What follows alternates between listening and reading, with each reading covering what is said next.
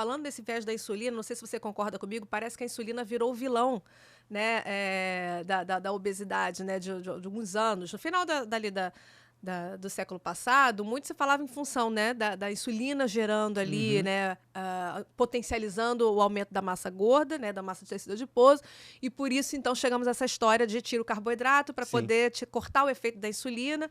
E aí a gente acabou, pela sua fala, a gente acabou de perceber que não é só o carboidrato, né? Como você falou, a proteína é insulinotrópica, tá Também. certo? E a insulina é tão importante quanto vários outros hormônios, né? A gente não simplesmente tem que eliminar ela do nosso É porque às vezes corpo. relaciona que o obeso está com hiperinsulinemia, de fato está, se tiver com resistência à insulina, diabetes mellitus tipo 2, mas a insulina está alta no obeso, não é porque a insulina induziu ele ficar obeso. É, Ele vai exatamente. ficando obeso e vai produzindo mais insulina, o pâncreas, no caso a célula beta-pancreática, produz mais insulina para tentar manter a glicemia correta. Como a glicemia, como ele está com resistência à ação da insulina, né, você tem que produzir mais insulina para tentar ter o mesmo Você efeito. vê como é que a falta de informação Total. pode trazer essas confusões. Se fosse assim, seria bom o indivíduo ficar diabético, né? O obeso ficar diabético que não produz mais insulina. Né? Né? Se fosse assim, fosse tão simples assim, seria a solução do problema do obeso que vira diabético. E a gente, justamente ao contrário, né? Você tem mais um fator ali que predispõe a uma síndrome metabólica Sim. e potencializa a doença dele. E aí, uma outra coisa que a gente precisa entender também, que a insulina não é o vilão, é um dos principais hormônios que a gente tem que induz a saciedade, que estaria ali justamente fazendo o quê? Freando o seu aumento, o seu Sim. consumo, né? Informando que energeticamente você está favorável, que você não precisa continuar comendo.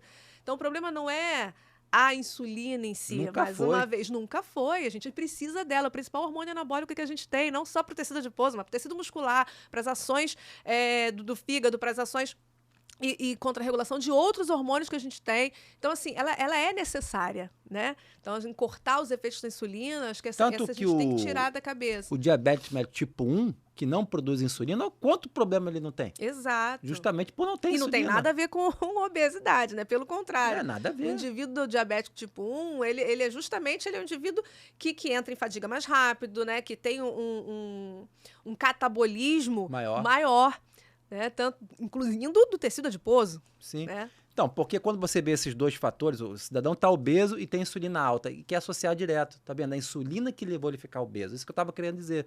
Claro que não. Ele foi ficando obeso, a insulina foi aumentando como resposta do corpo, para tentar manter a glicemia e outras coisas. E só para fazer aqui um adendo também, a dieta cetogênica tem várias aplicabilidades, tá? Várias, Uhum. com neurodegeneração, com epilepsia, principalmente em pediatria, síndrome de Vivo, que você não produz o GLUT1 no sistema nervoso central, então você não consegue captar muita glicose no sistema nervoso central, tem que fazer dieta cetogênica. Alguns tumores talvez respondam melhor, então tem aplicação. Só que para o emagrecimento não necessariamente ela é mais eficiente, até pode ser mais uma estratégia, não necessariamente mais eficiente. Para o exercício físico intenso, para o atleta, para mim, fica um pouquinho mais complicado.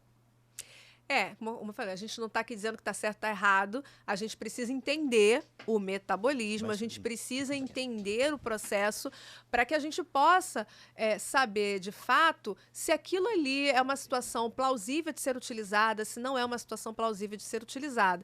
Então, como a gente iniciou esse podcast falando exatamente disso. Até que ponto, né, a gente pode pegar um fator isolado e tirar conclusões de performance, né, tirar conclusões de emagrecimento, tirar conclusões do processo de engorda, né, do processo de obesogênese. Então, o corpo humano ele não funciona com fatores isolados, né? Não é uma ciência exata que 2 mais 2 são 4. Na verdade, você tem vários processos que são integrados e que a gente precisa ter noção da eficiência, da função, da disponibilidade de cada um desses substratos, né, para atendimento da demanda energética naquela situação metabólica em questão.